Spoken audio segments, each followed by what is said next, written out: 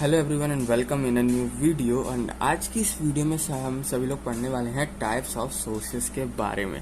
तो कितने तरीके के सोर्सेज होते हैं, उन सोर्सेज का भी समझेंगे कि आखिर वो सोर्सेज होते क्या हैं और किस तरीके से वर्क करते हैं, किस तरीके से डायग्राम्स बनते हैं, किस तरीके से उनका फंक्शन होता है। वो सब चीज़ हम इस वीडियो में देखने वाले हैं।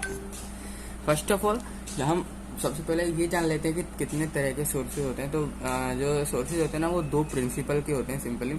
एक होता है हमारा वोल्टेज सोर्स, एक होता है हमारा करंट सोर्स। तो दो ही प्रिंसिपल होते हैं हमारे सोर्सेज के।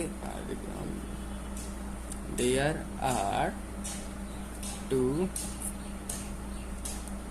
प्रिंसिपल और you can say types of source. कौन कौन से हमारे? एक होता है हमारा voltage source, end voltage source के अलावा जो दूसरा होता है वो होता है हमारा करंट सोर्स। कौन सा होता है हमारा? Current source. या फिर आप उन सोर्स को और भी किस तरीके से आप इसको क्या कर सकते हो, डिफाइन कर सकते हो, टाइप्स बता सकते हो। तो बेसिकली दो तरह के टाइप्स होते हैं, इनको भी कंसीडर करते हैं। तो बेसिकली दो तरह के जो है हमारे सोर्सेज होते हैं। First of all independent source and dependent source. ठीक है, कौन कौन से होते हैं हमारे? सबसे पहले लिख देता हूँ independent source and dependent source.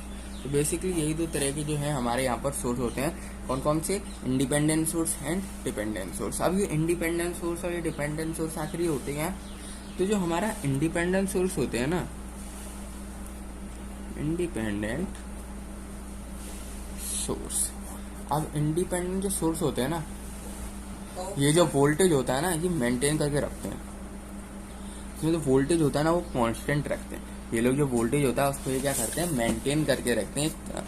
इसमें जो वोल्टेज होता है ना, वोल्टेज, इसको ये लोग मेंटेन करके रखते हैं। मेंटेन करके रखने से मेरा क्या मतलब है? ये एक तरीके से फिक्स रखते हैं विद रेस्पेक्ट टू टाइम। ये एक तरीके से क्या रखते हैं? वोल्टेज को फिक्स रखते हैं with respect to time.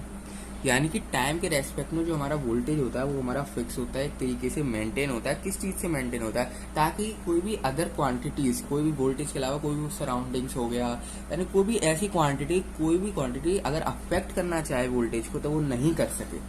Affect करना चाहे नहीं कर सके, वो वोल्टेज को रखते हैं मेंटेन। यही है हमारा इंडिपेंडेंट सोर्स का काम। सिंपली क्या करता है? ये वोल्टेज को हमारा मेंटेन करता है, या फिर आप कह सकते हो फिक्स करता है विद रेस्पेक्ट टू टाइम, ताकि कोई भी अदर क्वांटिटी इसको अफेक्ट ना पहुंचा सके। तो इसको मैं यहाँ पर लिख देता हूँ, इंडिपेंडेंट सोर्स, इंडिपेंडेंट, आप इसको इंडिपेंडेंट सोर्स कह दो, या फिर आप इसको इंडिपेंडेंट वोल्टेज सोर्स को, इंडिपेंडेंट वोल्टेज सोर्स क्या करता है? सिंपली मेंटेन करता है वोल्टेज, और ब्रैकेट में आप इसको यहाँ पर लिख सकते हो फिक्स्ड कर लेता है, और या फिर varying with respect to time. या तो ये वोल्टेज को फिक्स कर लेते हैं, या तो ये क्या करते हैं? वोल्टेज को ऐसा कर देते हैं कि टाइम के रेस्पेक्ट में ये वेरिंग हो, जैसा वो चाहे वैसा हो सके।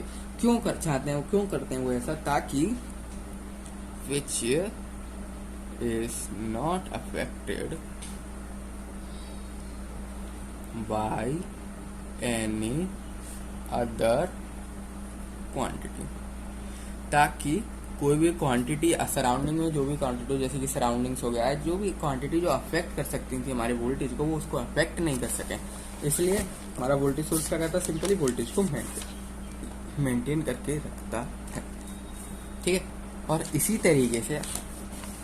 तरीके से जो हमारा इंडिपेंडेंट सोर्स में भी, ये तो हमने वोल्टेज सोर्स की बात करी, जो इंडिपेंडेंट करंट सोर्स होता है ये भी सिमिलर काम करता है। जो हमारा इंडिपेंडेंट करंट सोर्स होता है ना, ये भी हमारा कुछ इसी तरीके से काम करता है। ये क्या करता है? ये मेंटेन करता है हमारे, इट मेंटेन करंट, या फिर ये मेंटेन करता है करंट को, या फिर एक तरीके से फिक्स कर देता है। अगर इसको वेरी भी करवाना है, अगर इसको वेरिंग बनाना है, तो भी ये क्या करता है? टाइम वेरिंग बनाता है। टाइम वेरिंग यानी कि टाइम के रेस्पेक्ट में वो चेंज करना चाहे तो वो उसको चेंज कर सकता है। टाइम के रेस्पेक्ट में अगर कोई भी बंदा अगर चाहे तो किसी भी इंडिपेंडेंट करंट सोर्स को चेंज कर सकता है विद रेस्पेक्ट टू टाइम। अब ये सारी चीज़ें इसलिए कर रहे हैं ताकि जो हमारी सराउंडिंग्स हैं या फिर कोई भी ऐसी क्वांटिटी जो अफेक्ट कर सकें वो उसे अफेक्ट नहीं कर सकें, ये हमेशा अनअफेक्टेड रहें। विच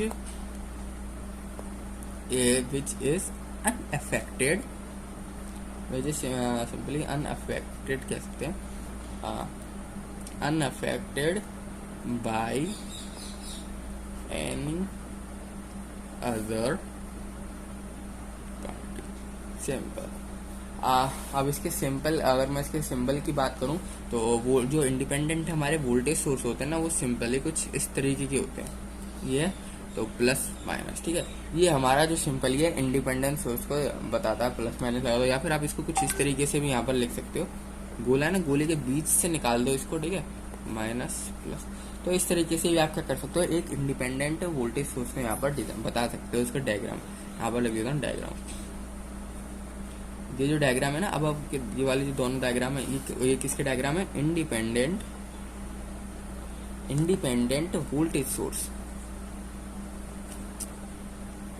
इंडिपेंडेंट वोल्टेज सोर्स। याद रखना ये डायग्राम सामने मैंने बनाया अभी ऊपर के दोनों, ये इंडिपेंडेंट वोल्टेज सोर्स। अब इंडिपेंडेंट करंट सोर्स के क्या डायग्राम होते हैं, सिमिलरली इंडिपेंडेंट करंट सोर्स बनाना है तो आपको एक सर्कल बनाना है, उसके लिए ना आपको एरो से बताना पड़ता है, करंट को आपको डायरेक्शन वाइज एरो से बताना पड़ता है, इस तरीके से, ठीक है, ऊपर से नीचे।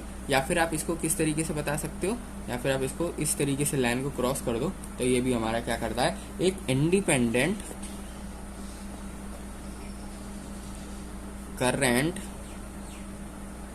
सोर्स को बताता है। ये भी क्या करता है, सिंपली इंडिपेंडेंट करंट सोर्स को बताता है।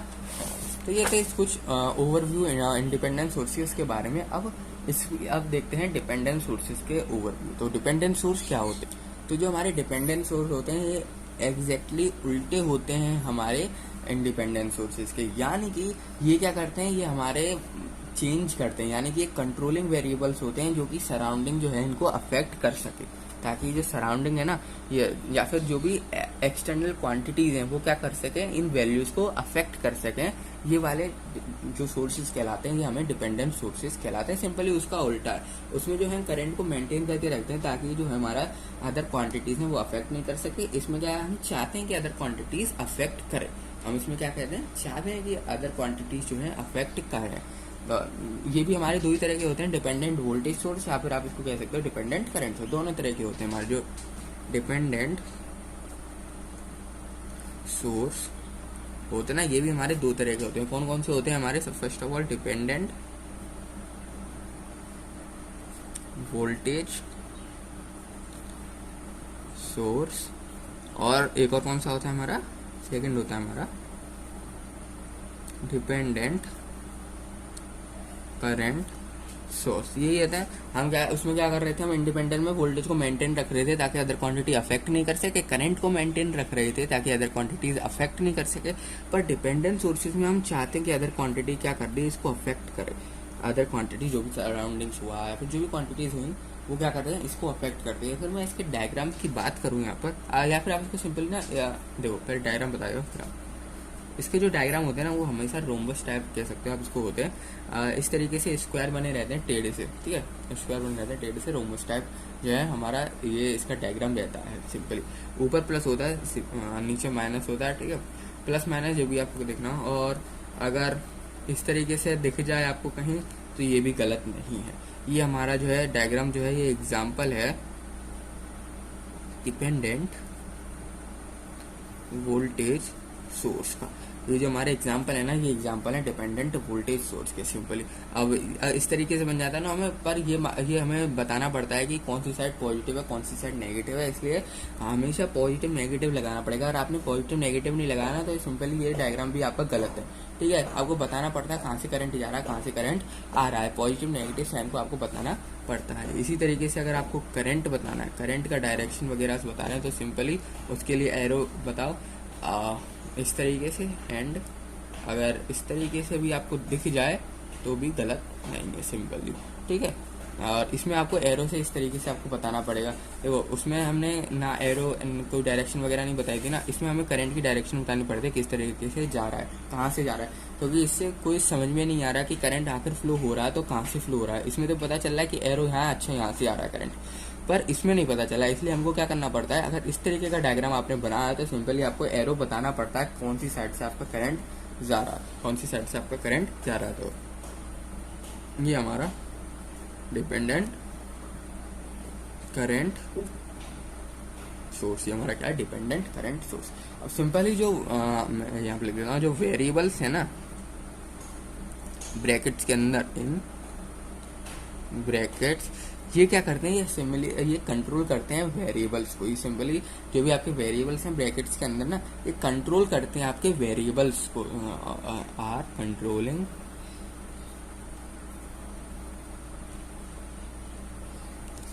Variable whose value affect the value of source। ठीक है, ये सिंपली लाइन मैंने यही लिखी है कि जो वेरिएबल्स हैं ब्रैकेट्स के अंदर वो कंट्रोल करते हैं उन वेरिएबल्स को जो कि अफेक्ट करती हैं सोर्स को।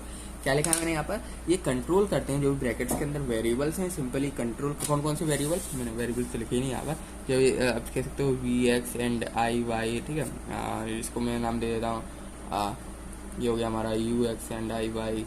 ठीक है, सिमिलरली जो इसके कोऑर्डिनेट्स कह दो या फिर आप इसको कह दो जिस पे ये रन करता है, यानी जो भी वेरिएबल्स हैं ये ब्रैकेट्स के अंदर, ये सिमिलरली क्या करता है, ये जो ब्रैकेट्स के अंदर वेरिएबल है ना, ये हमें कंट्रोल करते हैं, ये कंट्रोलिंग वेरिएबल्स हैं। क्या ये कंट्रोलिंग वेरिएबल, ये सिमिलरली क्या कंट्रोल करते हैं, ये कंट्रोल करते हैं ताकि बाहर की क्वांटिटीज को, ये कंट्रोल करते हैं बाहर की क्वांटिटीज को, जैसी मर्जी चाहे बाहर की क्वांटिटीज को चेंज कर सकते हैं ताकि जो है इनका डिपेंडेंट सोर्स क्या हो सके, डिपेंडेंट सोर्स की जो वैल्यू है वो चेंज हो सके। ठीक है, ये खुद पे खुद चेंज नहीं कर सकते डिपेंडेंट सोर्स की वैल्यू, जो डिपेंडेंट सोर्स होते हैं ना ये खुद चेंज नहीं कर सकते डिपेंडेंट सोर्स की वैल्यू। इनके ये क्या करते हैं, बाहर की जो क्वांटिटीज है, अदर क्वांटिटीज है, उनको कंट्रोल करते हैं ताकि उनकी वैल्यू को चेंज कर सकें, और वो जब उनकी वैल्यू चेंज होंगी बाहर की क्वांटिटीज की, अदर क्वांटिटीज की, तो हमारे जो डिपेंडेंट सोर्स की वैल्यू है वो एज इट इज चेंज हो जाएगी, क्योंकि ये क्या है, डायरेक्ट आप कह सकते हो डायरेक्टली प्रोपोर्शनल होता है। अगर बाहर की क्वांटिटी चेंज करने होंगी तो अंदर भी जो है और डिपेंडेंट सोर्स की वैल्यू भी चेंज होगी, पर इंडिपेंडेंट सोर्सेज में ऐसा नहीं होता। अब थोड़ा डिटेल में बढ़ते हैं independent sources and dependent sources को। इंडिपेंडेंट सोर्स होते हैं हमारे कई, सोर्स तो हमारे कई तरह के होते हैं हम, लेकिन आज जो पर्टिकुलर सोर्स के बारे में बात करने वाले हैं वो है हमारा इंडिपेंडेंट सोर्स। तो इंडिपेंडेंट सोर्स के अंदर भी हम बात किसके बारे में करने वाले हैं, इंडिपेंडेंट सोर्स तो एक नाम है, इसके अंदर भी कई सारी कैटेगरी होती हैं जिसमें सोर्सेज को किया जाता है क्लासीफाई। तो फर्स्ट ऑफ ऑल हम सभी लोग बात करने वाले हैं करंट सोर्स के बारे में, कि आखिर करंट सोर्स होता क्या है, किस सोर्सेज को हम करंट सोर्स यहाँ पर कहते हैं। सिंपली इसके अंदर भी करंट सोर्स, देखो सबसे पहले हमारा जो सोर्सेज है वो दो पार्ट में डिवाइड होता है, independent source and dependent source. अब इंडिपेंडेंट सोर्स की हम यहाँ पर बात करने वाले हैं। इंडिपेंडेंट सोर्सेज के भी अंदर आता है current source, and current source के भी अंदर आता है, करंट सोर्स जो होते हैं ना हमारे दो तरीके के यहाँ पर होते हैं। जो हमारे करंट सोर्सेज होते हैं ना ये भी हमारे दो तरीके के होते हैं। कौन कौन से, एक होता है हमारा आइडियल करंट सोर्स और दूसरा होता है हमारा practical current source. Ideal current source and practical current source कहलाता है। अब बात करते हैं यहाँ पर सबसे पहले आइडियल करंट सोर्स आखिर होता क्या है। तो वो हमारे आइडियल करंट सोर्स के अंदर वो वाले सोर्स आते हैं जिनका जो होता है ना आउटपुट, यानी जो भी सोर्स जिनकी एनर्जी आउटपुट एनर्जी होती है, जो टर्मिनल एनर्जी कहते हैं जिसको, वो हमेशा कांस्टेंट होती है। उनका जो करंट होता है ना वो हमेशा हमेशा कांस्टेंट रहता है और इंडिपेंडेंट होता है हमारे आउटपुट वोल्टेज की। मैं क्या कह रहा हूँ, वो वाले एनर्जी सोर्स, यानी it is an energy source whose terminal या फिर टर्मिनल नहीं, या फिर हम इसको आउटपुट भी कहते हैं, ठीक है, कुछ भी आप कह सकते हैं इन दोनों में से। टर्मिनल आप बोल सकते हैं या फिर आप इसको आउटपुट भी बोल सकते हैं, यानी कि it is an energy source who is terminal, या फिर उसका output current is constant and independent of the output voltage। और आउटपुट वोल्टेज को जनरली हम V से डिनोट करते हैं यहाँ पर, तो अब मैंने यहाँ पर V लिखा, यानी वो वाले हमारे सोर्सेज, वो वाले हमारे करंट, वो वाले सोर्स जो कि हमारे जो टर्मिनल पे कांस्टेंट हमारा करंट प्रोवाइड करते हैं, क्या करते हैं आउटपुट पे, या फिर आप कह सकते हो टर्मिनल पे हमारा जो है कांस्टेंट बोल रहा हूँ, चेंज नहीं कर रहा हूँ, चेंज नहीं है, कांस्टेंट करंट प्रोवाइड करते हैं। और वो वाले जो होते हैं हमारे सोर्सेज वो इंडिपेंडेंट होते हैं आउटपुट वोल्टेज, यानी कि वो आउटपुट वोल्टेज पे डिपेंड नहीं होते हैं। ये जो है हमारी लाइन बहुत इंपॉर्टेंट है, जो आउटपुट वोल्टेज पे क्या नहीं होते हैं, डिपेंड नहीं होते हैं। इन्हीं सोर्सेज को हम आइडियल करंट सोर्स कहा जाता है। इनको क्या कहा जाता है, आइडियल करंट सोर्स कहा जाता है। जैसे कि इसके डायग्राम्स हम यहाँ पर समझते हैं, जैसे कि इस तरीके से हमारा डायग्राम बनेगा। ये जो हमारा सोर्स यहाँ पर, यहाँ इस साइड से हमारा जाता है करंट, एंड दिस थिंग यहाँ पर देख सकते हो, इसको कहेंगे हम IS, यानी कि सोर्स करंट। यहाँ से जो है आपका करंट जो है स्टार्ट हो रहा है, इधर से क्या हो रहा है, आपका करंट जो है स्टार्ट हो रहा है, इस तरीके से यहाँ पर फ्लो हो रहा है, ठीक है, इस तरीके से यहाँ पर क्या हो रहा है, आपका फ्लो हो रहा है। अब यहाँ पर क्या होने वाला है, जो I है आपका, जो I है और ये वाला I है ना, I और IS क्या होते हैं, बराबर होते हैं in ideal current source, I equal to IS। जो हमारा सोर्सेज होते हैं ना आइडियल सोर्स में, जो हमारा IS होता है, यानी कि मेन जो करंट है और जो करंट उसमें से निकला, टर्मिनल से पास आउट हुआ है, दोनों के दोनों हमारे क्या होते हैं, सोर्स बिल्कुल सेम होते हैं। दोनों के दोनों जो हमारे सोर्स होते हैं ना, करंट I वो बिल्कुल सेम होता है। यही होता है हमारा आइडियल करंट सोर्स, जिसमें क्या होता है, हमारा करंट जो होता है वो कांस्टेंट रहता है। जो करंट यहाँ से पास आउट हुआ होगा वही करंट यहाँ पर पहुंचा होगा, जो करंट यहाँ से पास आउट हुआ होगा ना वही करंट यहाँ पर जाके पहुंचा होगा। इसी को सिंपली हम आइडियल करंट सोर्स कहते हैं। इसी को हम क्या कहते हैं, सिंपली आइडियल करंट सोर्स कहते हैं। अगर इसकी मैं ग्राफ की बात करूं तो इसको आप रिप्रेजेंट किस तरीके से कर सकते हो, तो सिंपल आप इस तरीके से, इसको भी मैंने आपको बताया, जो इसमें हमारा करंट होता है वो क्या होता है, हमारा कांस्टेंट। तो करंट I को ऊपर डिफाइन कर लेते हैं, वोल्टेज को हम नीचे करते हैं, और जो हमारा ग्राफ बनता है वो कुछ इस तरीके से बनता है IS का, जिसमें आप देख सकते हो क्लियरली कि जो हमारा ग्राफ है एकदम स्ट्रेट लाइन है, यानी कि ग्राफ जो है हमारा कांस्टेंट है, ग्राफ जो है हमारा कांस्टेंट है, ग्राफ हमारा चेंज नहीं हो रहा है। यही जो है हमारी डेफिनेशन बोल रही थी कि जिसमें हमारा करंट होता है वो कांस्टेंट होता है, यानी कि इंडिपेंडेंट टू आउटपुट वोल्टेज, यानी आउटपुट वोल्टेज पे यहाँ पर कोई डिपेंड नहीं है, ये कोई नीचे भी नहीं जा रहा ना ऊपर जा रहा। चाहे कुछ भी हो आपका आउटपुट वोल्टेज, आपका आउटपुट वोल्टेज चाहे कुछ भी हो, कैसा भी हो, कुछ भी हो, वो सिंपली उस पर डिपेंड नहीं करेगा। वो कहाँ डिपेंड करेगा, केवल अपने डिपेंड करेगा ही नहीं, आइडियल में डिपेंड करता ही नहीं है, कांस्टेंट रहता है। करंट जो है हमारा वो कांस्टेंट रहता है। आइडियल के बाद जो हम बात करने वाले हैं वो होती है हमारी प्रैक्टिकल करंट सोर्स। अब प्रैक्टिकल करंट सोर्स हमारे कौन सी सोर्स होती हैं, सिंपली इसका उल्टा, यानी कि देखो हकीकत में क्या होता है ना, हकीकत में यानी असली में ये डिपेंड करती हैं। जब आप प्रैक्टिकली किसी भी एक्सपेरिमेंट को परफॉर्म करते हो तो आपकी एक्सपेक्टेशन से अलग ही रिजल्ट आता है। तो इसी को सिंपली यहाँ पर एग्जाम्पल है आपका सिंपल इसी का, कि आइडियल में तो हम बोल रहे थे कि आउटपुट पर डिपेंड नहीं करता है, कांस्टेंट रहता है, यहाँ पर ऐसा नहीं होता। प्रैक्टिकली जब हमने एक्सपेरिमेंट किया था, यानी कि प्रैक्टिकली जब हमने करंट सोर्स को देखा तो हमने देखा कि ये जो है डिपेंड करता है आउटपुट वोल्टेज पे, ये जो है हमारा डिपेंड करता है, इंडिपेंडेंट नहीं होता है। सिंपली इंडिपेंडेंट नहीं होता है, डिपेंड करता है। अब क्या अंदर इसका मामला है वो हम देखते हैं। सबसे पहले जो इसको हम इसका जो है डायग्राम बना देता हूँ किस तरीके से यहाँ पर फॉर्म होता है। IS ऊपर की साइड, IS सिंपली ये हमारा क्या है, प्रैक्टिकल करंट सोर्स। ये हमारा क्या है यहाँ पर, प्रैक्टिकल करंट सोर्स, जिसमें क्या होता है, एक रजिस्टर यहाँ पर लगा रहता है, रेजिस्टेंस यहाँ पर लगा रहता है, और जो आपका करंट होता है ना वो जाता है ऊपर। जैसे ही आप देख सकते हो यहाँ पर ऊपर जाएगा तो यहाँ पर दो पार्ट में क्या होने वाला है, डिवाइड। जो आपका यहाँ पर करंट है ना, ये दो पार्ट में करंट जो है आपका यहाँ पर डिवाइड होने वाला है। फर्स्ट ऑफ ऑल जाता है यहाँ पर, इसको कहेंगे I1 एंड ऊपर वाले को हम डिनोट कर देते हैं I से, ठीक है।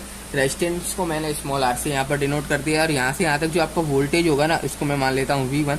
आपको सी बात है, इन दोनों पॉइंट में क्या वोल्टेज होगा, सिंपली मैंने उसको V1 कंसीडर कर लिया है। जो भी वोल्टेज होगा आपका इस पॉइंट में एंड इस पॉइंट में, मैंने उसको यहाँ पर V1 कंसीडर कर लिया। चाहे कुछ भी वोल्टेज हो, मैं उसको भाई सिंपली V1 कंसीडर कर रहा हूँ कि हाँ उस वोल्टेज को मैंने V1 मान लिया। अब बात करने वाले हैं एट, अब क्या है ना, हम इसको सॉल्व करते हैं तो डिफरेंट टाइप ऑफ नोड्स क्या होता है वो सब हम चीजें आगे देखेंगे। आप ये समझ सकते हो, अब इसको सॉल्व करेंगे हम, प्रैक्टिकली ये देखेंगे कि आखिरकार IS जो है हमारा किसके बराबर होता है। IS जो है हमारा किसके बराबर होता है, I जो यहाँ पर I है उसमें क्या हो रहा था हमारे आइडियल में कि IS जो है हमारा I के बराबर था, IS हमारा I के बराबर था, दोनों सेम थे। पर यहाँ पर क्या है ना, I1 भी आ गया, तो सिंपली इसमें क्या होगा, IS और I में क्या रिलेशन होगा वो हमें यहाँ पर फाइंड करना है, जिससे हम क्या कर सकें, ग्राफ बना सकें, ग्राफ प्लॉट कर सकते हैं, और प्रैक्टिकली क्या आउटपुट आया वो हम यहाँ पर देख सकें। तो सिंपली एट नोड, यहाँ पर आप देख सकते हो IS जो है हमारा जा रहा है, IS फर्दर दो पार्ट में यहाँ पर डिवाइड हो रहा है। IS जो है फर्दर दो पार्ट में डिवाइड हो रहा है। एक होता है हमारा I1 जो कि देख सकते हो ये वाले डायरेक्शन है I1, एंड I वाली डायरेक्शन इसके ऊपर वाली है, एंड I वाली डायरेक्शन जो है हमारी कौन सी है, इसके ऊपर वाली डायरेक्शन को सिंपली हमने I से यहाँ पर डिनोट कर दिया, सिंपली I से डिनोट कर दिया।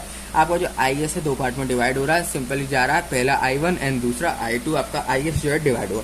इसके बाद सिंपली हम I1 को क्या लिख सकते हैं, I1 के आप देख सकते हो इसमें रेजिस्टेंस प्रेजेंट है, रेजिस्टेंस I1 में रेजिस्टेंस प्रेजेंट है, बिल्कुल है भाई प्रेजेंट है। वोल्टेज भी चेंज होगा, वोल्टेज भी इसमें कुछ ना कुछ होगा, ऐसा तो नहीं है वोल्टेज हो ही ना, जब रेजिस्टेंस है करंट है तो ऑफ कोर्स वोल्टेज होगा। ओम्स लॉ क्या कहता है, V=IR। अगर करंट है रेजिस्टेंस है देन वोल्टेज भी 100% होने वाला है, तो उस वोल्टेज को हम V नाम दे देते हैं। उस वोल्टेज को V1 तो ये पूरा का पूरा है, उस वोल्टेज को मैंने क्या नाम दे देता हूँ यहाँ पर V।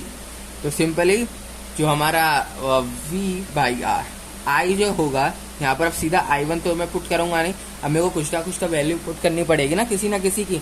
इन तीनों में से हम किसकी वैल्यू जानते हैं, ओनली हम जानते हैं I1 की वैल्यू, क्योंकि इसमें रेजिस्टेंस यहाँ पर लगा हुआ है, इसलिए हम खाली I1 की वैल्यू जानते हैं। तो सिंपली I1 की क्या वैल्यू होगी, V/R। हम जानते हैं ना ओम्स लॉ, V=IR। तो सिंपली I यहाँ पर क्या हो जाएगा, V/R। यही सिंपली हमने किया है, ओम्स लॉ यहाँ पर लगाया और कुछ किया नहीं, प्लस होता है आपका। अब सिंपली ये जो है ना, ये आपका कहलाता है यहाँ पर जो भी आपका प्रैक्टिकल फॉर्म हुआ है ना, तो IS किसके बराबर आपका निकल के आता है, V/R, यानी जो भी आपका वोल्टेज है अपॉन कर दो रेजिस्टेंस से, जो आपका रेजिस्टेंस लगा हुआ इन I1 वाली साइड में, याद रखना I1 वाली साइड में आपका रेजिस्टेंस लगा हुआ है, एंड प्लस I। तो ये रिलेशन होता है हमारा IS और I के बीच में। अगर आपको I और IS के बीच में चाहिए तो सिंपली I को इधर ले आओ, IS माइनस V/R। जो अगर आपसे बोला है I फाइंड आउट करने का, तो आप I फाइंड आउट कर सकते हैं। अगर आपसे बोला एकदम सोर्स की वैल्यू बताओ, जब आपसे सोर्स की वैल्यू पूछा तो IS, देन दोनों की वैल्यू आप इस तरीके से यहाँ पर देख के निकाल सकते हो। अब ना इसके बाद हमें ना कई सारे पॉइंट्स लेने पड़ेंगे जहाँ से हम क्या कर सकें, एक ग्राफ को प्लॉट कर सकें, क्योंकि इनसे ना हम ग्राफ प्लॉट नहीं कर सकते, हमें पता भी नहीं चलेगा किस पॉइंट पे क्या चीज़ हो रही है, किस पॉइंट पे क्या चीज़ चेंज हो रही है, कब जो है हमारा IS I के बराबर होगा। देखो अभी तो कुछ बराबर नहीं है, अभी तो I जो है हमारा वो IS से कम है, और IS जो है हमारा वो I से थोड़ा ज़्यादा है। देखो अगर I है, इसमें मैं V/R को प्लस कर दूँ, ऑफकोर्स सी बात है कोई सी क्वांटिटी में कोई और क्वांटिटी प्लस करूँगा तो ज़्यादा बैठेगा और ज़्यादा होगा, पर अगर उस क्वांटिटी में से वो क्वांटिटी माइनस कर दो कोई क्वांटिटी तो कम हो जाएगी। तो सिंपली I जो है हमारा IS से कम होता है हमेशा, एंड IS जो है हमारा I से ज़्यादा होता है हमेशा। अगर आपका ये उल्टी हो रही है वैल्यू तो सिंपली आपका जो है प्रैक्टिकल करंट सोर्स नहीं है, या फिर आपकी कुछ एरर आ रही है प्रैक्टिकल करंट सोर्स में, कुछ ना कुछ आपकी एरर फॉर्म हो रही है जिसकी वजह से आपका जो है यहाँ पर चेंजेस दिखाई दे रहे हैं। अब ना कई पॉइंट पे हम इसको देखते हैं, जैसे कि एट पॉइंट हम सबसे पहले मानते हैं जब हमारा आई जो है आई एस के बराबर हो। जब हमारा आई जो है ना आई एस के अगर बराबर है, हमारा जो आई हमें यहाँ पर कंसिडर किया अगर वो आई एस के बराबर है सिंपली, तो हमारा वोल्टेज जीरो हो जाएगा, याद रखना। अगर हमारा आई एस के बराबर है तो हमारा वी जो होने वाला है वो जीरो होने वाला है। क्यों होने वाला है देखो, इसको भी मैं आपको समझा देगा। मैं क्या बोल रहा हूँ, जब हमारा आई एस के बराबर होगा। अब ये बात बताओ, अब ये बात बताओ हमारा आई और आई एस कब बराबर होंगे? ऑफकोर्स ये बात है जब वी बाई आर हमारा क्या होने वाला है, जीरो। अब वी बाई आर क्या है हमारा, आई वन, और कुछ नहीं है। वी बाई आर क्या है हमारा, आई वन है। जब हमारा आई वन जीरो होगा जब भी तो हमारा आई एस और आई बराबर होंगे ना, ठीक है। देखो इधर लिखा हुआ है I S is equal to I one plus I. अगर आई वन हमारा, आई वन जो है हमारा अगर जीरो नहीं होगा, अगर हमारा जीरो नहीं होगा तो ऑफकोर्स की बात है ये दोनों कभी बराबर नहीं हो पाएंगे। चाहे अगर कम हो गया तो भी बराबर नहीं होंगे, ज्यादा हो गया तो भी बराबर नहीं होंगे। तो कब बराबर होगा, जब हमारा आई वन जीरो हो जाए, क्योंकि जैसे ही आई वन हमारा जीरो हो जाएगा आई एस हमारा आई के बराबर हो जाएगा। तो ये वाली जो कंडीशन है ना हमारी, आई एस जो है हमारा आई के बराबर, ये वाली कंडीशन, ये कंडीशन कब ट्रू होगी? ये जो हमारी कंडीशन है ये कंडीशन कब ट्रू होगी? ये कंडीशन हमारी जब ट्रू होगी जब हमारा आई वन जो है जीरो हो जाएगा। अगर आई वन हमारा जीरो नहीं है, ये कंडीशन हमारी ट्रू नहीं होने वाली है। तो ये बात आपको यहाँ पर ध्यान से देनी है। अब इसके पॉइंट अगर मैं देखूँ, अगर मेरे को ग्राफ बनाना होगा तो ग्राफ जो है मेरा किस तरीके से फॉर्म होगा, ये देखो। सबसे पहले जो हमारा वाई एक्सिस पे करंट आएगा एंड इस एक्सिस पे आएगा हमारा आई एस आर, ठीक है। आई एस आर क्या है, सिंपली वोल्टेज है और कुछ नहीं है। देखो इसका जो पॉइंट कहलाएगा वो कहलाएगा जीरो से आई एस तक जा रहा है, ठीक है। वोल्टेज को मैं नीचे, सिंपली आप ये समझ सकते हो वोल्टेज को मैं एक्स एक्सिस पे कंट्रोल कर रहा हूँ, क्योंकि हमारा वोल्टेज को हम क्या लिख सकते हैं, आई एस आर भी लिख सकते हैं सिंपली। और आई एस आर नहीं लिखना आपको, आई एस आर से हो रहा है आपको अगर कंफ्यूजन, तो आप वी भी लिख सकते हो, दोनों एकदम सेम है, ठीक है, दोनों बराबर है।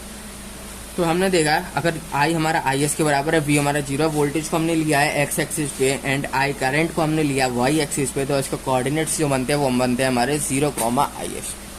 एंड अब एक से तो हमें कम से कम 2 पॉइंट तो चाहिए। अगर कोई भी लाइन को ड्रॉ करना है, कोई भी लाइन को हमें फॉर्म करना है, तो कम से कम 2 पॉइंट की हमें क्या होती है, जरूरत होती है। तो सेकंड पॉइंट लेते हैं, जब हमारा आई एस जीरो हो जाए तो हमारा जो वी होगा ना वो आई एस आर के बराबर होने वाला है। तो इसका जो कोऑर्डिनेट बनेगा वो बनेगा हमारा I S R comma zero. Simply I zero हो जाए, आई जीरो हो जाए तो हमारा सिंपली क्या होगा, अगर आई यहाँ पर हमारा जीरो हो जाएगा ना तो हमारा जो वोल्टेज होगा वी, देखो इसको कर दो आप जीरो, इसको आप क्या कर रहे हो जीरो। यहाँ पर हम समझते हैं I S V by R, यहाँ पर मैं आपको बताता हूँ I S is equal to V by R plus I. V by R क्या है यहाँ पर, simply I S is equal to I one plus आई।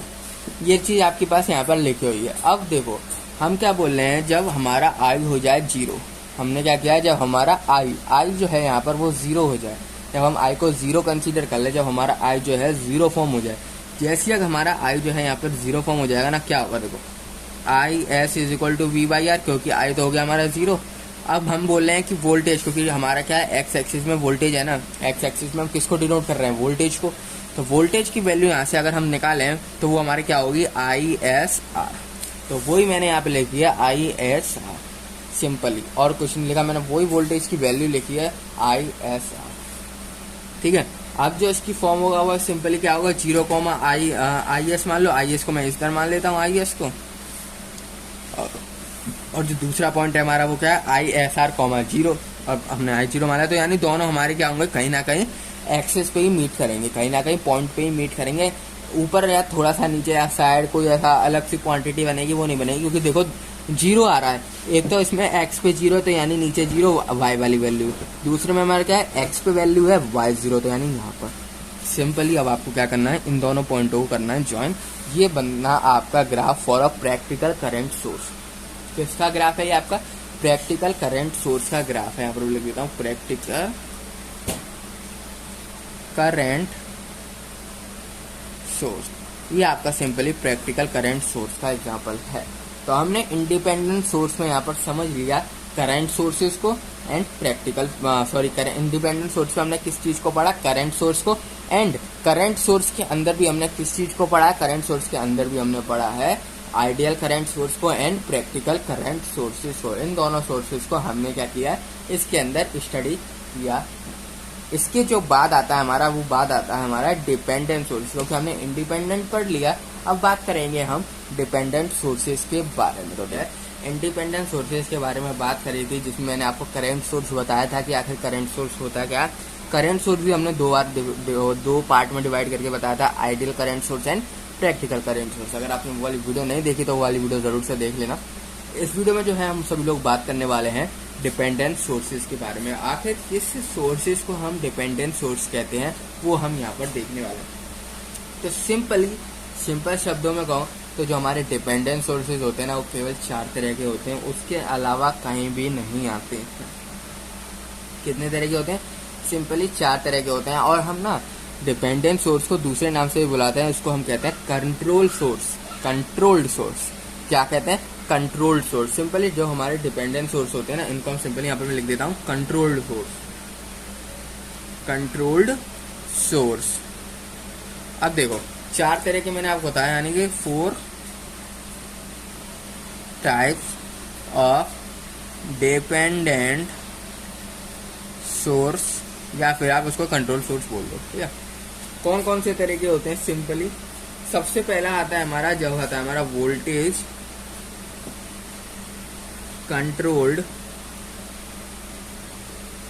और voltage source. Voltage controlled voltage source क्या कहते हैं हम इसको, वोल्टेज कंट्रोल्ड वोल्टेज सोर्स। और इसको अगर आपको शॉर्ट में बुलाना है तो आप उसको बुला सकते हो VCVS, voltage control voltage source. Second number पे जो आता है हमारा, वो होता है हमारा वोल्टेज कंट्रोल करंट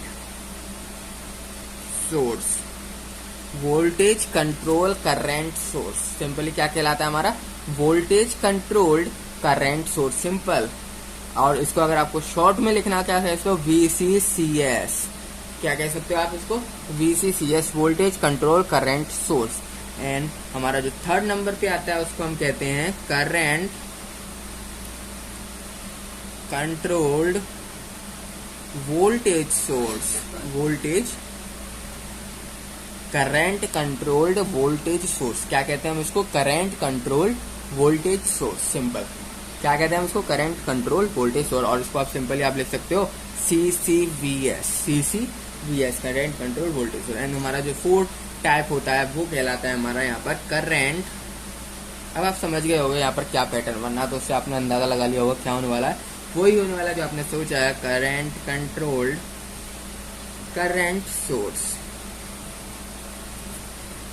और आप इसको CCCS भी कह सकते हो, करंट कंट्रोल्ड करंट सोर्स। तो ये हमारे बेसिक 4 तरह के जो है हमारे कंट्रोल्ड सोर्स होते हैं, या फिर आप इसको कह सकते हो 4 type of dependent sources.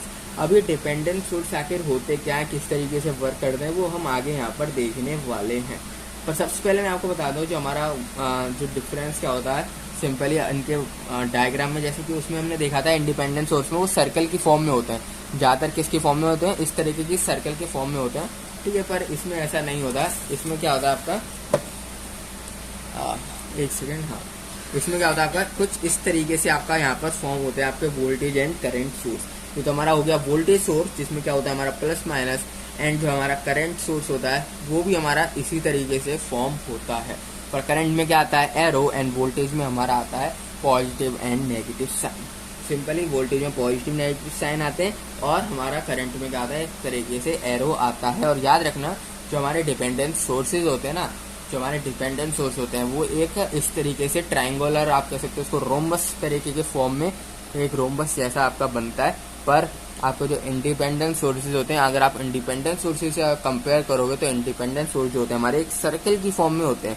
Independent source किसकी फॉर्म में होते हैं, एक सर्कल की फॉर्म में होते हैं, बट डिपेंडेंट सोर्स एक रोम्बस टाइप फॉर्म में होते हैं। सबसे पहले हम पढ़ने वाले हैं यहाँ पर सोर्स के ट्रांसफॉर्मेशन में, आखिर किस तरीके से सोर्स को हम क्या कर सकते हैं, ट्रांसफॉर्म कर सकते हैं। यानी कि हम किस तरीके से एक वोल्टेज सोर्स को कन्वर्ट कर सकते हैं करंट सोर्स में। क्या बोल रहा हूँ मैं, एक किस तरीके से एक वोल्टेज सोर्स को वोल्टेज सोर्स को आप कन्वर्ट कर सकते हो यहाँ पे, कन्वर्ट करंट सोर्स में।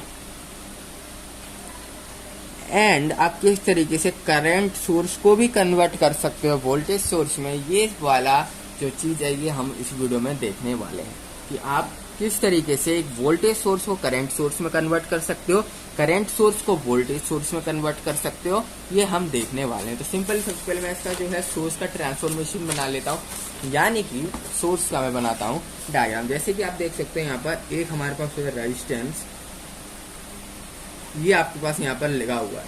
तो हमारे पास क्या है, एक वोल्टेज सोर्स है, एक है रेजिस्टेंस, एक है हमारे यहाँ पर वोल्टेज सोर्स एंड एक है हमारा रेजिस्टेंस। अगर आपको क्या करना है, इसको कन्वर्ट करना है एंड किसमें कन्वर्ट करना है आपको, इसको करंट सोर्स में। आपको अपने इस सोर्स को कन्वर्ट करना है करंट सोर्स में। करंट सोर्स में मेरे को क्या करना है, इसको कन्वर्ट करना। तो सिंपली आपको कुछ नहीं करना, सिंपल शब्दों में कहें तो कुछ नहीं करना, आपको एक ऐसे करके लाइन खींचनी है, वही आपको गोला खींचना है। अब करंट सोर्स में ये कन्वर्ट होगा, तो करंट सोर्स में कन्वर्ट होगा तो आपका क्या प्लस माइनस आएगा, ऑफ कोर्स सी बात है नहीं आएगा, ना प्लस माइनस आएगा, ना इनटू डिवाइड आएगा, ना कुछ आएगा। आपका सिंपली एरो फॉर्म होगा क्योंकि करंट सोर्स है। तो आपको यहाँ पर लगाना है एरो एंड इसकी जो वैल्यू होगी ना, जो हमारी इस जो हमारा सोर्स है इसकी वैल्यू, पहले तो इसकी वैल्यू थी हमारी V क्योंकि ये वोल्टेज सोर्स था, पर अब ये बन चुका है हमारा करंट सोर्स। हम जानते हैं कि करंट I की वैल्यू किस तरीके से निकाली जाती है, V/R। I की वैल्यू किस तरीके से निकाली जाती है, V/R। तो सिंपली हमने इसको V माना था, तो ये हमारा अब इसकी जो वैल्यू होगी ना करंट सोर्स की, वो हमारी V/R कहलाएगी। जो हमारी इसकी वैल्यू होगी वो क्या कहलाएगी, V/R कहलाएगी। ये वाली बात याद रखनी है आपको। अब जो हमारी वैल्यू हो चुकी है ना करंट सोर्स की, वो V/R हो चुकी है। इसके बाद जो आता है हमारा यहाँ पर एक रेजिस्टेंस। रेजिस्टेंस क्योंकि भाई ये कहाँ गायब हो जाएगा, ये भी तो आएगा। इसको हम कुछ इस तरीके से यहाँ पर प्लेस करते हैं। अब इसकी वैल्यू तो हमारी भाई वही रहेगी जो यहाँ पर वैल्यू थी, ठीक है। इसकी वैल्यू हम चेंज नहीं करते हैं। जो R थी तो यहाँ पर भी हमारी जो वैल्यू रहेगी रेजिस्टेंस की वो आ रही है, रेजिस्टेंस की वैल्यू यहाँ पर चेंज नहीं होने वाली है। ये हो गया हमारा ट्रांसफॉर्मेशन, आप कह सकते हो इसको सोर्स ट्रांसफॉर्मेशन। मैं नीचे लिख देता हूँ यहाँ पर सोर्स ट्रांसफॉर्मेशन की किस तरीके से आपने सोर्स को यहाँ पर सिंपली ट्रांसफॉर्म किया है, आपने किस तरीके से सोर्स को यहाँ पर चेंज किया है। और देखते हैं इसको और क्या क्या तरीके हो सकते हैं। एक तरीका और मैं बताता हूँ आगे। ये तो हमने क्या देखा कि आपने जब वोल्टेज सोर्स से, मैं यहाँ लिख देता हूँ, आपने क्या किया था यहाँ पर वोल्टेज सोर्स को कन्वर्ट किया था करंट सोर्स में। आपने क्या किया था, वोल्टेज सोर्स को कन्वर्ट किया था करंट सोर्स में। अब हम देखने वाले हैं करंट सोर्स को कन्वर्ट करके वोल्टेज सोर्स में, वोल्टेज सोर्स में देखने वाले हैं। तो सब फर्स्ट ऑफ ऑल आपको क्या करना है, करंट सोर्स लेना पड़ेगा। तो यहाँ पर हम करंट सोर्स को कंसीडर कर देते हैं, जिसकी वैल्यू मैं IS मान लेता हूँ। इसको ऊपर रख देता हूँ। एक मैं क्या करने वाला हूँ, IS नाम का एक करंट सोर्स यहाँ पर कंसीडर कर लिया है। इसके साथ में लगाने वाला हूँ एक रेजिस्टेंस, इसके साथ में लगाने वाला हूँ एक रेजिस्टेंस, जिसको मैंने R नाम यहाँ पर दे दिया है। अब मैं इसको कन्वर्ट करूंगा अगर करंट सोर्स को वोल्टेज सोर्स में, तो सिंपली आपको सबसे पहले तो साइन बदल देना, क्योंकि वोल्टेज सोर्स में होता है हमारा प्लस माइनस। अब ये बात आपको ध्यान देने की है, क्या ध्यान देनी है, जो आपका ऊपर वाली साइड होता है ना वो प्लस को डिनोट करता है। जिस साइड आपका एरो, जैसे कि मेरा एरो ऊपर वाली साइड है, तो मैं प्लस साइन को भी ऊपर वाली साइड ही लगाऊंगा, नीचे वाली साइड नहीं लगाऊंगा प्लस साइन को। ये वाली बात आपको याद रखनी है कि जो आपका प्लस साइन है वो ऊपर वाली साइड आएगा, और जो इसकी पूछ होती है ना, नीचे वाला जो एरो होता है जिसमें कुछ भी नहीं होता ऊपर, तो देखो ऐसा हार्ट जैसा बनना है, तो इसलिए ऊपर की साइड हमें डिनोट कर रहा है, जिसको हमने यहाँ पर पॉजिटिव से डिनोट कर दिया। पर नीचे वाली साइड कुछ नहीं है ना, उसको हम नेगेटिव डिनोट करते हैं। इसी तरीके से देखो मैंने ऊपर भी किया था कि पॉजिटिव साइन की जगह ही मैंने एरो लगाया था, मैंने एरो उल्टा नहीं किया था। तो ये जो है ना बहुत ज़्यादा इंपॉर्टेंट चीज़ है। बहुत ज़्यादा इंपॉर्टेंट क्यों बोल रहा हूँ, क्योंकि अगर ये टीचर की नज़र में आ जाता है तो वो उसे कट कर देता है, पूरा का पूरा क्वेश्चन ही कट कर देते हैं, क्योंकि उसको कहते हैं डिनोशन ही नहीं पता कि किस तरीके से हम क्या डिनोट करें। तो इससे क्वेश्चन आपको जो है यहाँ पर गलत हो सकता है। इसलिए याद रखना, एरो की साइड ही आपका प्लस आएगा एंड एरो का अपोजिट ही आपका नेगेटिव साइन जो है फॉर्म होगा। इसके बाद हमारा रेजिस्टेंस का आ गया, तो रेजिस्टेंस आएगा यहाँ, मैंने जगह नहीं छोड़ी। रेजिस्टेंस आपका इस साइड आएगा, देख सकते हो सिंपली उसका अपोजिट है। ऊपर वाले उसका सिंपली यहाँ पर क्या चल रहा है, अपोजिट चल रहा है। ऊपर में क्या था, करंट V और ये बराबर थे, वोल्टेज सोर्स में बराबर, ये इस बार इसके आगे आ गया था, इसके बार इसके आ जाएगा। सिंपली वही चीज़ है। जब आपका अगर उसको रिवर्स करते हो ना, चाहे आप वोल्टेज सोर्स को करंट सोर्स में बदल दो, आपकी वैल्यू सेम रहने वाली है। अगर आप वोल्टेज सोर्स को करंट सोर्स में बदल दो तो भी आपकी जो वैल्यू है वो सेम रहने वाली है, कोई वैल्यू में चेंजेस नहीं आएंगे। पर क्या है ना, कभी कभी क्या होता है, आपको वोल्टेज सोर्स दे रखा है, आपको कन्वर्ट करना पड़ेगा। क्यों करना पड़ेगा करंट सोर्स में? क्योंकि आपको करंट की वैल्यू दे रखी हो क्वेश्चन में आपको वोल्टेज की वैल्यू नहीं दे रही, आपको दे रखी है करंट सोर्स की वैल्यू। तो आप करंट सोर्स में आपको कन्वर्ट करना पड़ेगा, और तो कोई आपके पास चांस नहीं है। और इसी तरीके से अगर आपको वोल्टेज सोर्स की आपको वैल्यू दे रखी है, पर डायग्राम जो है वो आपका करंट सोर्स का बना, तो भाई आपके पास तो कोई चांस नहीं है ना कन्वर्ट करने के अलावा। आपको क्या करना पड़ेगा, उस करंट सोर्स को फिर वोल्टेज सोर्स में आपको कन्वर्ट करना पड़ेगा। तो ये चीज वैसे आपको यहाँ पर ध्यान रखनी है, एक इसका एरो वगैरह का ध्यान रखना है आपको, ठीक है। अब बात करने वाले हैं कॉम्बिनेशन की। अब हम क्या बात करने वाले हैं, combination of sources. Combinations of sources. अब कॉम्बिनेशन ऑफ सोर्सेस से मेरा क्या मतलब है, सबसे पहले हम बात करने वाले हैं, दो तरह के कॉम्बिनेशन होते हैं। सिंपल बात है, दो तरीके के कॉम्बिनेशन होते हैं सोर्सेज के अंदर। एक होता है हमारा वोल्टेज वाला कॉम्बिनेशन, एक होता है हमारा करंट वाला कॉम्बिनेशन। दो ही तरह के कॉम्बिनेशन होते हैं, इसके अलावा कोई भी कॉम्बिनेशन आपका एग्जिस्ट ही नहीं करता है सोर्सेज के अंदर। मैं ऐसा क्यों बोल रहा हूँ, क्योंकि भाई वोल्टेज और करंट के अलावा और कोई चीज कॉम्बाइन नहीं होती। हमने देखा कि वोल्टेज और करंट में ही रिलेशन है, voltage and current end voltage में ही रिलेशन है। तो भाई यही चीज है ना, हमारे कंबाइन हो सकते हैं, इसके अलावा कंबाइन नहीं होगा। सबसे पहले मैं आपको दिखाता हूँ, जैसे कि हमारे पास वोल्टेज सोर्स के बारे में बात करता हूँ। तो वोल्टेज सोर्स को किस तरीके से आप कंबाइन कर सकते हैं। देखो, एक आपका ये रहा एक वोल्टेज सोर्स, सॉरी गलत बन गया, एक आपका ये रहा वोल्टेज सोर्स एंड आपका ये रहा वोल्टेज सोर्स। दो आपके यहाँ पर क्या है, वोल्टेज सोर्स है। एक को मैं V1 नाम दे देता हूँ, एक को मैं V2 नाम देता हूँ। अगर आपको क्या करना है, इसको कंबाइन करना है, अगर आपको क्या करना है, इसको कंबाइन करना है कॉम्बिनेशन फॉर्म में। अगर आपको आंसर चाहिए, आंसर क्या चाहिए, कॉम्बिनेशन फॉर्म में आपको आंसर चाहिए कि भाई इन दोनों का रिजल्टेंट आप कह सकते हो, कॉम्बिनेशन आप कह सकते हो रिजल्टेंट। अब आपसे बोल दिया कि इन दोनों का रिजल्टेंट फाइंड आउट करो, तो आप रिजल्टेंट क्या होगा, सिंपल इन दोनों का एडिशन। तो वही आपको यहाँ करना होता है वोल्टेज सोर्स के अंदर। वोल्टेज सोर्स के अंदर क्या करना होता है, इन दोनों का एडिशन ही करना होता है। सिंपली आपको क्या करना है, V1 एंड V2 करना है, आपका रिजल्टेंट जो है वो फॉर्म हो जाएगा। जो आपका रिजल्टेंट होगा ना, वो सिंपली यहाँ पर फॉर्म हो जाएगा, और कोई बात नहीं है। सिंपली वोल्टेज सोर्स को ज्वाइन कर दो, रिजल्टेंट फॉर्म हो जाएगा। इसके बाद में क्या बात करता हूँ, अगर आपका वोल्टेज के साथ आ जाए रेजिस्टेंस, दोनों क्या थे, इस बार तो सेम क्वांटिटी थी ना वोल्टेज, पर अब क्या दे रहा हूँ मैं, वोल्टेज के साथ रेजिस्टेंस आ जाए। जैसे ये रहा हमारा वोल्टेज, सबसे पहले मैं रेजिस्टेंस को कंसीडर करता हूँ। रेजिस्टेंस वोल्टेज ये चीज आपके पास है, ठीक है। इसको मैं मान लेता हूँ R1, इसको मान लेता हूँ V1, इसको मान लेता हूँ R2, इसको मान लेता हूँ V2। अब आपसे बोला कि भाई अब इसका रिजल्टेंट बताओ, सिंपली पहले तो दोनों सेम क्वांटिटी थी, हमने प्लस कर दी। अब क्या होगा, अब मैं किस तरीके से प्लस करूँ इसको, अब मैं क्या फॉर्म करूँ, अब मैं किस तरीके से यहाँ पर सर्किट डायग्राम बनाऊँ। तो आपको कुछ नहीं करना है, दो दिख रहे हैं, एक रेजिस्टेंस एक वोल्टेज, तो सिंपली एक रेजिस्टेंस बना दो एंड एक वोल्टेज बना दो, बस बात खत्म हो गई यहाँ पर। और जो हमने ऊपर किया था ना रिजल्टेंट निकालने के लिए, वो सेम चीज आपको नीचे करनी है रिजल्टेंट फाइंड आउट करने के लिए। कौन सी है, सबसे पहले तो आप सिंपली दोनों रेजिस्टेंस को प्लस कर दो, R1 प्लस R2, आपका ये रिजल्टेंट फॉर्म हो जाएगा। इसको मैं इसको मान लेता हूँ, इसकी वैल्यू R, तो R क्या होगी हमारी, R1 प्लस R2। इसको मान लो अगर मैं V, तो ये क्या होगा हमारा V1 प्लस V2। सिंपल आपको दोनों को प्लस कर देना है। अगर आपको इस तरीके से सर्किट दे रखा है ना, कई सारे जैसे आपका रजिस्टर वोल्टेज ये दे रखे, कुछ नहीं करना, सिंपली उनको एक साथ लिख दो R एंड V, क्योंकि रिजल्टेंट क्या होता है, रिजल्टेंट सिंपली आप कह सकते हो क्लोन होता है प्रीवियस वन का। जिस तरीके से वो दिखता है उसी तरीके से हमारा रिजल्टेंट भी दिखता है, बस वैल्यूज क्या हो जाती है हमारी, चेंज हो जाती है। अगर रिजल्टेंट फाइंड आउट करना, सिंपली R1 प्लस R2 कर दो for resistance, and simply resultant का मतलब यह है कि दोनों चीजों का सम, दोनों जितनी भी चीजें आपके पास उनका सम कर दो एंड एक वैल्यू हमको दे दो। तो ये होता है हमारा R1 plus R2 and V1 plus V2। इसी तरीके से जो है ना आपका करंट सोर्स यहाँ पर काम करता है। सेकंड हेडिंग आप डाल दें करंट सोर्स की। अब करंट सोर्स किस तरीके से काम करता है, हमारा इसका जो है डायग्राम ना थोड़ा सा अलग फॉर्म का होता है। जैसा आपने ये देखा ना, इस तरीके का नहीं होता डायग्राम, इसका थोड़ा सा अलग होता है, लिटिल बिट डिफरेंट होता है।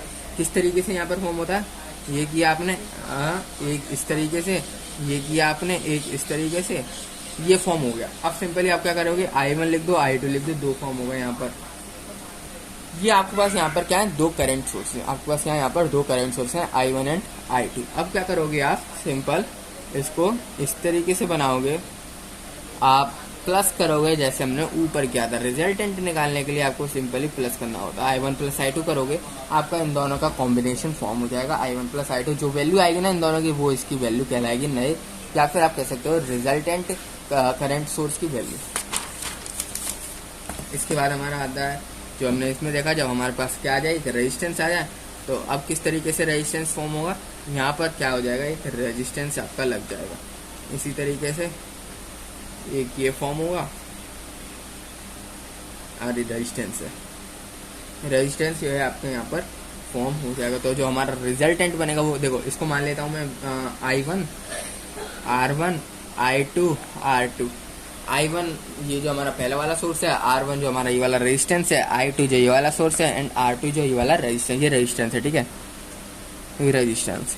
अब जो हमारा फॉर्म होगा सिंपली क्लोन जैसा दिखता है, जो पहला जो आपका स्टार्टिंग वाला होता है ना, जो आपका ये फॉर्म होता है, इसी तरीके का दिखता है वो, सिंपल बिल्कुल सेम टू सेम यही दिखता है।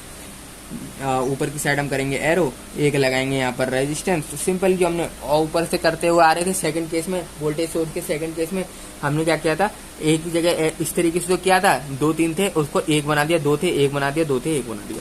अब क्या करेंगे, आर दोनों को प्लस कर दो, इसको मैं आर मान लूँ, तो ये होगा हमारा R1 प्लस R2।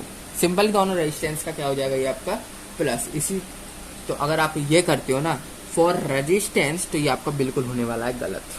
जी हाँ, ये बिल्कुल हो जाएगा गलत। आप इस तरीके से नहीं लिख सकते। जो इसका रेजिस्टेंस होता है ना, वो होता है हमारा R1 R2 upon R1 plus R2। दो रेजिस्टेंस पैरेलली कनेक्टेड है, सीरीज में कनेक्टेड नहीं है। ये गलती बहुत बच्चे कर देते हैं, तो इसको सीरीज में समझ लेते हैं, एंड सीरीज में समझने की वजह से इसमें क्या करते हैं, सीरीज वाला फॉर्मूला लगा देते हैं, सिंपली इन दोनों को प्लस कर देते हैं, जो कि बिल्कुल गलत है।